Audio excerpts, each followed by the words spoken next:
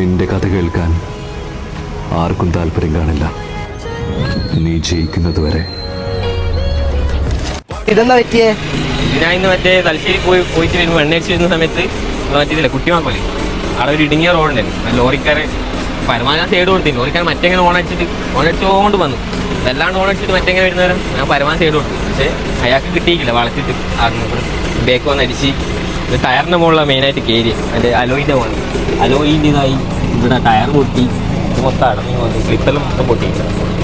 ആരെടുക്കുന്ന mistake വന്നേ? ആരുടെ തെറ്റിന്റെ ഞാൻ ഓണടിച്ചിട്ട് ഇങ്ങനെ ഞാൻ പരമാവധി അന്നൊക്കെ പറ്റുന്ന സൈഡാൻ കൊടുത്തില്ല. പക്ഷേ ചങ്ങനെ കാണിച്ചു. അങ്ങനെ ആദ്യം വന്ന് മിറർ നട്ടി വെച്ചാൽ ഓണടിച്ച് പിടിച്ചു.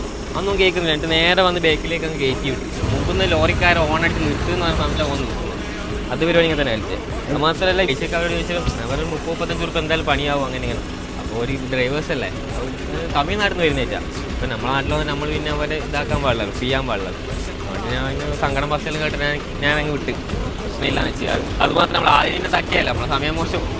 ഒരു പണ്ട് കാര്യം നമ്മളും പണ്ട് കാര്യമില്ല. പക്ഷേ മതി ബാക്കി നമുക്ക് തന്നെ ചെയ്തായിരുന്നു. വെറുതെ എന്തിനാ